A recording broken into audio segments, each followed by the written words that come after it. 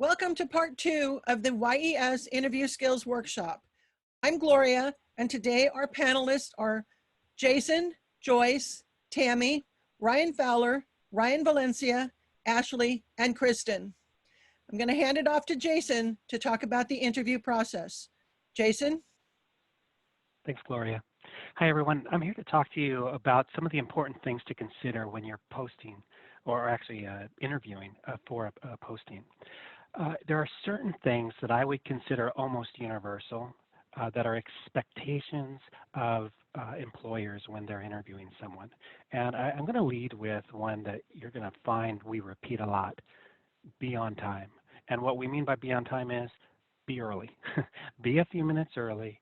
Show that you respect the employer, you respect their time and the fact that they're willing to dedicate time to you.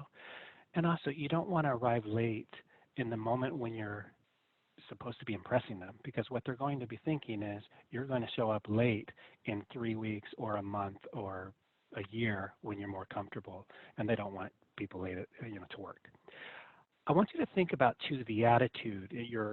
Show that you're positive. Your word choice, the things that you reflect upon, and how you speak are going to be something that your employer is going to be looking at. When you're positive, when you show a good attitude, it shows that you're open-minded. It shows that you're focused on solution, not problem. It shows that you're resilient. It shows that you're going to interact well with customers and with peers. And so, employers are really going to be looking for positivity during the interview. Additionally, be honest. That's pretty obvious, pretty straightforward, says something about your character. And we'll talk a little bit more about this in a moment when we talk through some of the interview questions. I want you to think ahead of time about your references. You need to bring references. You have references. So even if you haven't worked before, you have references. So be perhaps creative about the thought process. Who might my references be? Perhaps you played on a soccer team or another sport. Your coach might be a great reference for you. Perhaps you were in band. Maybe you volunteered with a group, and some of those individuals can be references for you. Perhaps you babysat, or you have a church group. There's a lot of different places where you can secure references that can speak to your character and your work ethic. So be thoughtful about who those people might be and bring them to your interview. Additionally, I want you to be thinking about, what have you done in the past that have been success stories? You think about school or other activities. Don't just think and name what your previous successes are, but talk about what you did to achieve them. Speak to those points of the behavior, the discipline, the effort that you put forth to achieve your successes. Now, as we advance to the next slide, I want us to look at what we need to do to prepare for the interview itself. What should you be practicing? What should you be thinking about as you prepare for that experience? Now, it does state the first thing: practice. There are probably at least 5 questions that almost every interviewer is going to ask. They're going to say, tell me about yourself. That's going to be the lead-in. You hear it almost every time. Nice to meet you. Tell me about yourself. They're going to ask you, what are your strengths? And they're probably going to ask you, what are your weaknesses, or what are your opportunities? They're going to ask you, why do you want this job? Why do you want to work for my company? And at the end, they're probably going to ask you, what questions do you have for me? If you know there are those 5 questions, perhaps others, but certainly those 5 questions are going to be asked, prepare for them ahead of time. Know what your answers are and practice those answers. Practice with a parent, a sibling, a peer, a mentor, but get to a place where you're comfortable answering those questions, because you know you're going to be asked them. I want you to know your experience. I want you to be thoughtful about what that experience is, and recognize that you have some.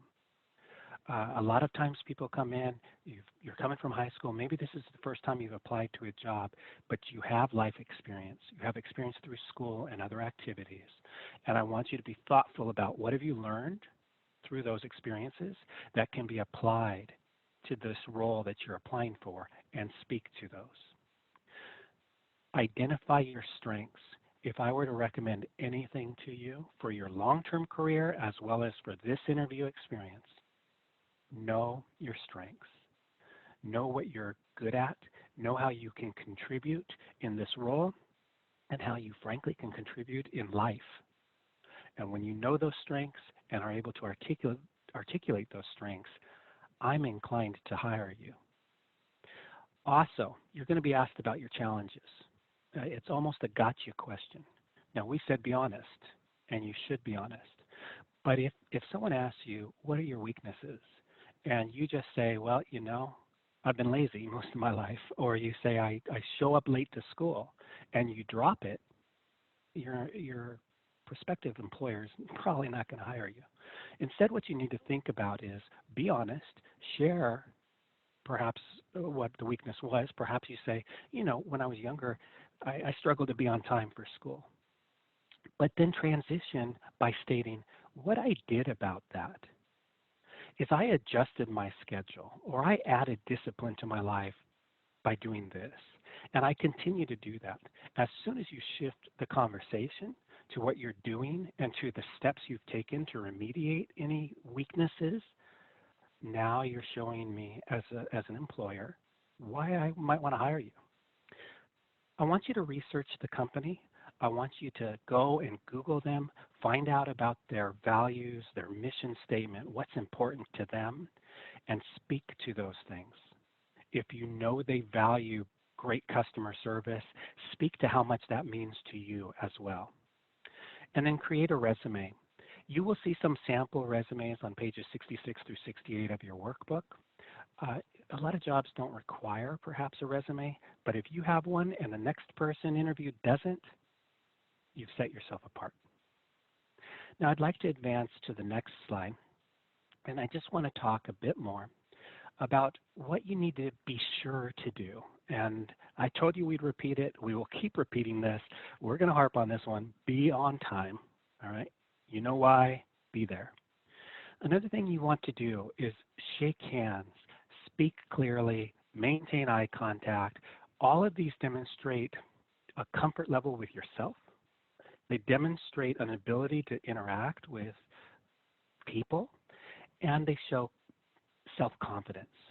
Now, if you're watching this video during the COVID-19 crisis, I would recommend that you contact the employer prior to the interview and ask them what their social distancing policies are. Should you arrive wearing a mask, as an example, would be a good question. And as far as shaking hands goes, take precaution, the precaution that you feel comfortable with for yourself, but also defer to the comfort level of the employer. Be respectful of them and their employees. And so what you might want to do to avoid the awkwardness of not knowing what to do when you're supposed to be shaking hands, simply state to them, normally I'd shake your hand, but I want to be respectful of you during this COVID-19 crisis. I want you to think about sending a thank you note or an email subsequent to the interview, but really the key is get it out within 24 hours. There are some examples in your workbook on page 51 that you can look at. And the last thing I would say is follow up. The way that I do this, and one of the things that I choose to do to make it more comfortable, because I found for me it was awkward to just cold call the person a week later, is during the interview, I will ask them, is it okay if I follow up with you in a week? They might tell me, you know what, try 2 weeks because it's going to take us longer to make this decision. Then I know when it's comfortable for them for me to call. I've also shown that I'm proactive and really want the job. And I've made it comfortable for me to call because we already established that I was going to call back. So it's a good strategy. It will make it easier for you and really shows that you're proactive. Now, Joyce is going to talk to you about some things that you're going to want to avoid doing. Joyce? Thank you, Jason. Okay, so Jason told you some things that you should do. I'm going to tell you things you should not do. Do not be late. You heard that somewhere before? Yes, we're going to harp on it because it's very important. Not being late means you should arrive at least 15 minutes early. I suggest that you actually drive to the location of your interview the day before. That way you'll know exactly how much time it takes to get there, where to park, and then arriving on time will already be done and you don't have to worry about that. How to dress. Do not dress casually. Be sure that you wear a sports jacket, a nice professional shirt and ties, gentlemen. You wear dress pants, and ladies, you can wear a skirt or a dress, and that should be knee length. Watch your shoes. You don't want them too tall. Do not bring your cell phone with you. If you bring it, be sure to leave it in the car because you're going to be nervous enough. With that cell phone buzzing in your pocket, it's going to distract you and make it so that you're not as comfortable during the interview. It's not a good thing to bring it. Do not give one-word answers. Don't ever answer with yeah or nah. And don't answer with I don't know. You know, your employer is going to know that you're nervous. They expect that. So what you need to say if you're not sure of an answer is, you know, that's a good question. I'm not really sure. Let me take the time to think.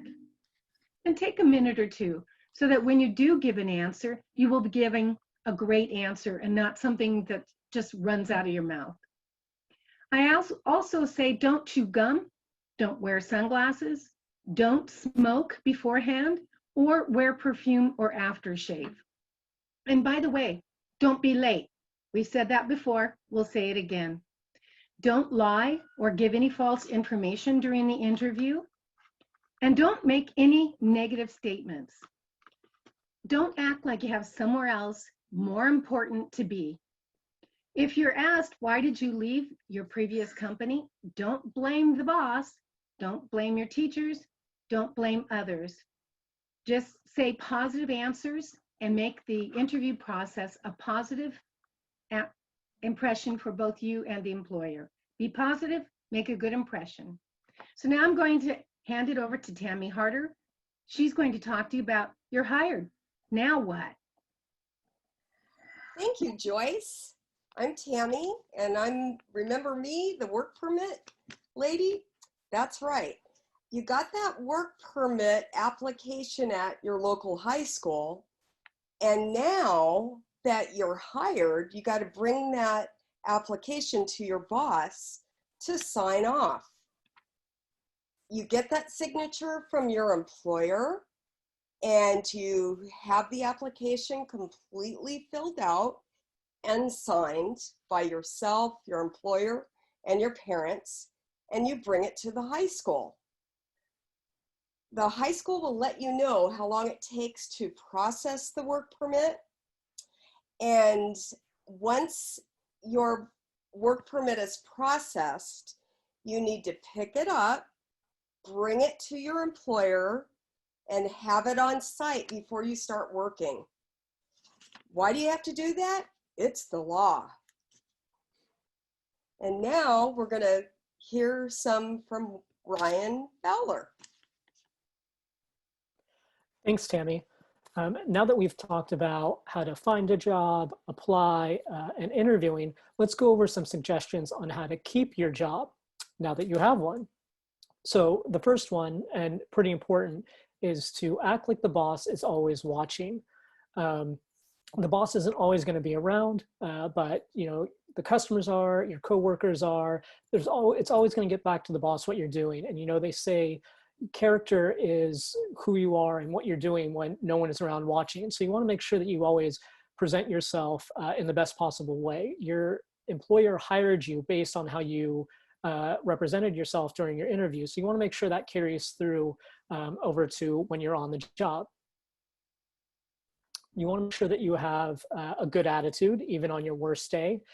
We're all human beings. We all have ups and downs, good days and bad days, but you really need to leave that outside of the workplace. Your employer hired you to do a job and only do that job and be there. So you want to make sure you leave the negative stuff outside of work. It's always good to ask questions. You don't want to make assumptions and then accidentally make a mistake that leads to a bigger issue later. So it's much better to ask questions up front.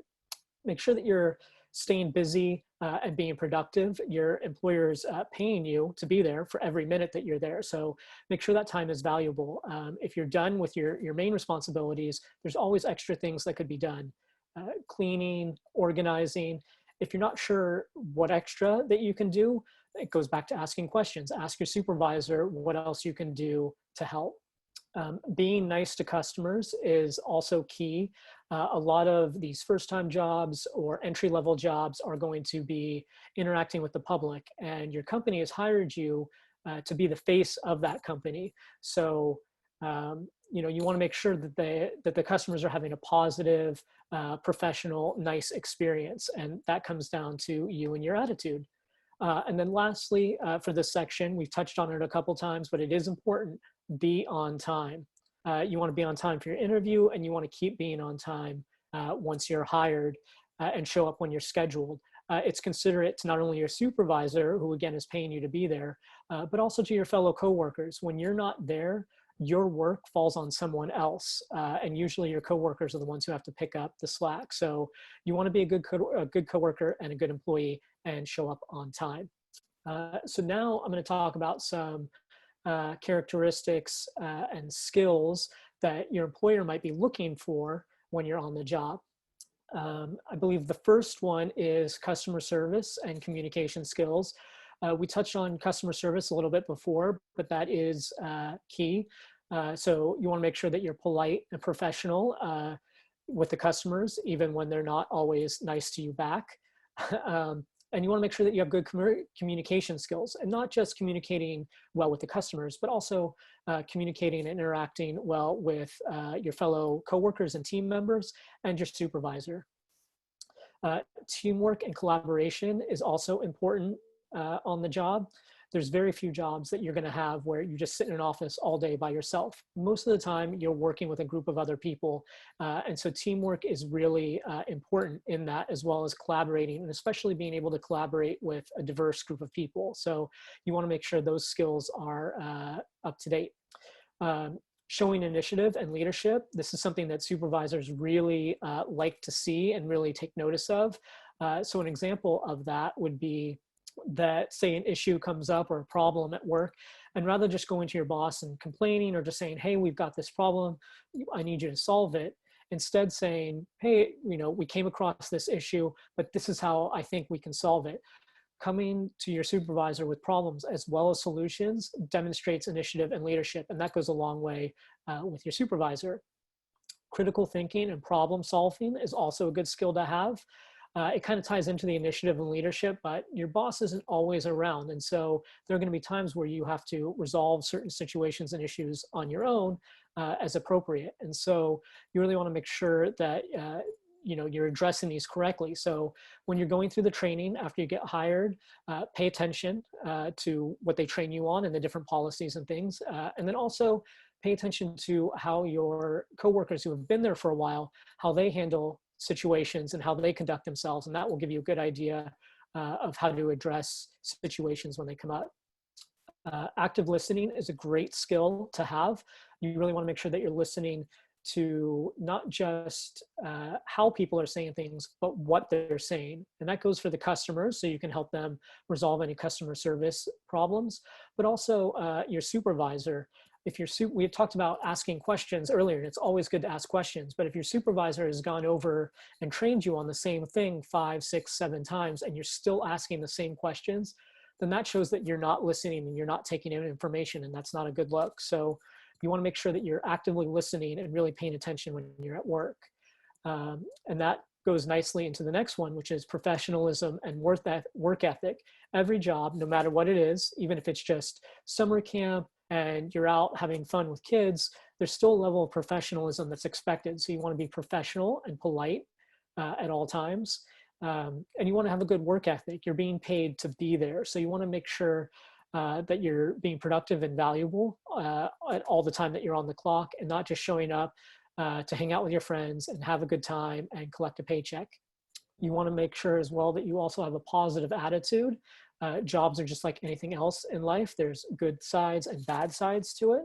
And you're going to have good days and bad days, and there's going to be things that you can't control. But what you can control is your response and your attitude toward things. And having a positive attitude goes a long way. People like being around and working with positive people. No one wants to be spending the whole day hanging around someone who's negative about stuff all the time. So being positive is really great.